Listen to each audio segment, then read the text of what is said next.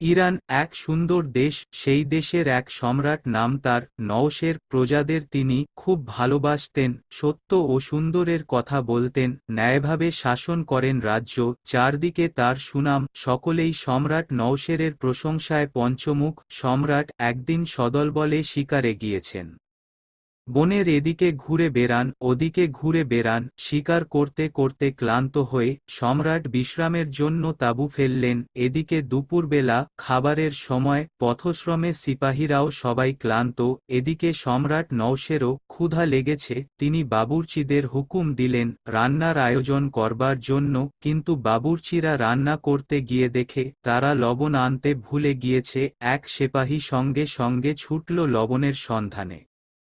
সম্রাট তাকে বললেন, কোথায় যাচ্ছ তুমি? সেপাহী বলল, বনের ধারে কোনো বাড়িতে যাব, দেখি সেখানে লবণ পাওয়া যায় কিনা।